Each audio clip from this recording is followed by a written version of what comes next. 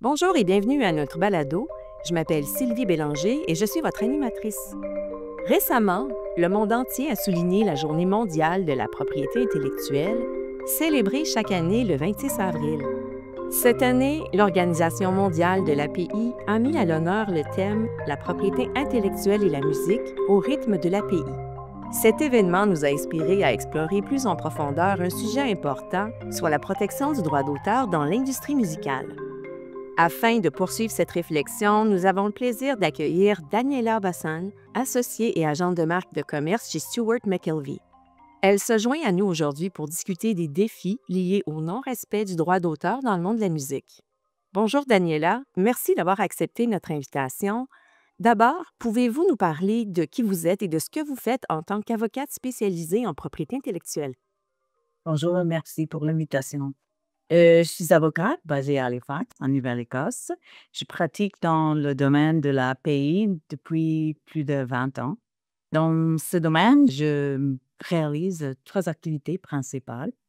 Je dirais qu'en premier, je m'occupe d'une grande variété de litiges en pays, y compris des litiges en matière de droit d'auteur, de marque de commerce et aussi de brevets. Certains de ces litiges sont locaux, d'autres sont internationaux. Certains concernent des technologies très avancées, d'autres sont peu techniques. Je dirais que chaque affaire est très unique. Deuxièmement, je travaille aussi à la prévention des litiges en pays. Pour cela, j'interviens avant que les problèmes de la pays ne se posent réellement. Cela implique d'éduquer les utilisateurs et aussi les propriétaires de pays très tôt dans le processus afin de mieux comprendre quelles activités comportent plus ou moins de risques. Troisièmement, je m'occupe aussi de la stratégie en matière de l'API, en particulier pour les entrepreneurs qui découvrent l'univers de l'API. J'aime beaucoup collaborer avec des entreprises innovant dans leur domaine et souhaitant exploiter les innovations tout en protégeant les droits qui les entourent. Ce que vous faites est très intéressant. Maintenant, comme je l'ai mentionné, le thème discuté aujourd'hui est la musique et la propriété intellectuelle. J'ai cru comprendre que vous avez identifié des différends visant des musiciens célèbres pour notre discussion. Quels sont ces différends ou, autrement dit, quels sont ces conflits? Je vais vous parler de 3 différents qui sont, à mon avis, très intéressants et qui visent une question commune, c'est-à-dire quand est-ce qu'il y a une violation de droit d'auteur. Dans ce contexte, je vais vous parler d'une musicienne canadienne, une musicienne américaine et aussi un musicien anglais. Je dois souligner aussi que les opinions que j'exprime aujourd'hui sont mes opinions personnelles et pas les opinions d'une organisation quelconque avec qui je pourrais être associée. Bien entendu. Maintenant, je suis curieuse de savoir quel est le différend concernant la musicienne canadienne que vous avez choisi de partager avec nous. Bon, je parle de Sarah McLachlan. Il y a 25 ans que la Cour suprême de la Colombie-Britannique a décidé la revendication de Daryl Newdorf. Il était un ancien collaborateur et batteur de Sarah McLachlan. Il voulait être reconnu comme co-auteur de 4 chansons écrites par Sarah McLachlan et qui apparaissaient sur son album de début intitulé Touch. Il cherchait des dommages et intérêts pour violation de ses droits d'auteur tout en affirmant d'avoir contribué d'une manière significative à ces chansons, mais sans avoir été crédité. Et quel a été le résultat de cette décision? Bon, la Cour a rejeté la revendication, concluant que Daryl Newdorf ne pouvait pas satisfaire aux critères juridiques afin d'être reconnu comme co-auteur et copropriétaire des chansons en question. Daniela, pouvez-vous nous dire ce qui vous a poussé à choisir cette décision en particulier? Bon, la décision, c'est pas récente, évidemment, mais elle considère d'une manière très approfondie les circonstances dans lesquelles les contributions d'un collaborateur artistique ou musical pourraient être considérées comme celles d'un co-auteur ou copropriétaire des droits d'auteur. D'après vous, quel est le point clé que l'on devrait souligner? Bon, il y a un point contentieux dans la décision. La Cour a conclu que le collaborateur ne pouvait pas prouver une intention mutuelle de coécrire les chansons en question. Cet élément d'intention mutuelle a été rejeté par d'autres cours, mais en même temps, on a aussi les décisions qui ont accepté implicitement ou explicitement cet élément. Donc, on pourrait dire que le débat sur les droits d'auteur de Sarah McLachlan continue d'une certaine manière. Au début de notre entretien, vous avez mentionné un célèbre musicien américain et une affaire de violation de droits d'auteur. Pouvez-vous nous en parler? Je parle de Taylor Swift. Une plainte pour violation de droits d'auteur a été déposée contre Taylor Swift pour sa chanson Shake It Off.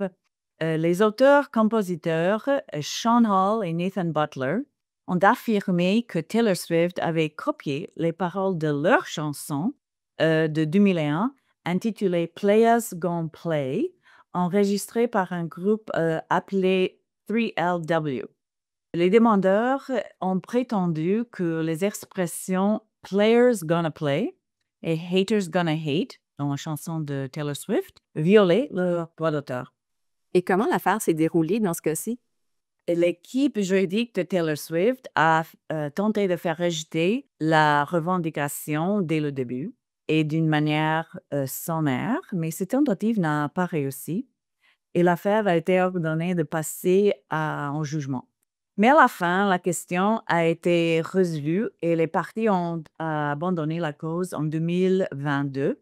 Cela a permis à Taylor Swift d'enregistrer de nouveau son album 1989 qui comprend la chanson Shake It Off. À votre avis, qu'est-ce qui rend cette affaire particulièrement intéressante pour le public canadien?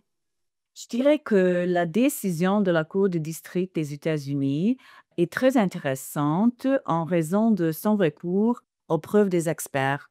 Les plaignants et aussi Taylor Swift ont fait appel à des experts qui ont analysé en grand détail les paroles des deux chansons, disons la grammaire, la syntaxe, le sens, la structure. Le juge a même mentionné la bataille des experts dans la décision. Ce type de preuve provenant d'un musicologue, d'un expert littéraire, pourrait être pertinent aussi dans une affaire canadienne. Il montre aussi les complexités de prouver une violation de droit d'auteur. Je mentionne aussi que le rôle d'un musicologue peut varier beaucoup. Leur travail peut varier entre l'étude de l'histoire de la musique, l'évolution des genres musicaux et aussi l'analyse des compositions musicales en termes de mélodie, harmonie, etc. Intéressant. Ça montre à quel point le rôle des experts peut influencer une décision. Et maintenant, qui est ce célèbre musicien anglais que vous avez mentionné, puis le conflit qu'il concerne? Ah bon, je parle d'Ed Sheeran. Une plainte aussi pour violation du droit d'auteur a été déposée contre Ed Sheeran pour sa chanson Thinking Out Loud pour avoir copié des éléments musicaux de la chanson de Marvin Gaye, Let's Get It On, de 1973. Le demandeur était une entreprise détentrice des droits sur la chanson de Marvin Gaye et le demandeur a affirmé qu'Ed Sheeran avait copié le rythme et la progression d'accords de la partition de la chanson de Marvin Gaye. Je souligne aussi que Thinking Out Loud avait remporté le Grammy de la chanson de l'année en 2015. Quel a été le résultat dans cette affaire? OK, Ed Sheeran a finalement remporté l'affaire. Il a démontré que la progression d'accords et aussi le rythme harmonique dans sa chanson était déjà courant dans la musique populaire et non unique à la chanson de Marvin Gaye. Cela signifiait qu'il n'y avait pas de violation de droit d'auteur pour l'utilisation de ces éléments communs. Quel serait un point clé à retenir dans cette décision? Je dirais que Ed Sheeran n'est pas seulement un bon compositeur, il est un bon témoin aussi. Il a joué de la guitare devant la cour de district des États-Unis pour démontrer à quel point les éléments musicaux sont courants dans la musique pop en général et pas seulement dans les chansons en question. Il a même interprété un mélange ou un mash-up des deux chansons dans le cadre de son témoignage. Un autre point que j'aimerais souligner, c'est l'exigence de numérosité dans la loi américaine. En fin de compte, ici dans le cas, le nombre d'éléments musicaux de base communs entre les deux chansons n'était pas suffisant pour établir une violation de droit d'auteur. Enfin, j'aimerais terminer avec la question suivante. Daniela, pour tous les artistes, quelles bonnes pratiques aimeriez-vous partager de votre expérience personnelle? Bon, là, je citerai les paroles de Taylor Swift. Si vous échouez à planifier, vous planifiez d'échouer. Le conseil le plus important, c'est de penser de protéger vos droits de pays le plus tôt possible et d'une manière, disons, rapide et pas tardive. Cela pourrait inclure un contrat simple, une négociation simple ou un enregistrement simple, mais je vous assure que tout effort que vous mettez au début vous fera économiser à la fin. Il s'agit d'un excellent conseil. Merci beaucoup, Daniela, d'avoir participé à notre balado et d'avoir partagé votre expertise avec nous.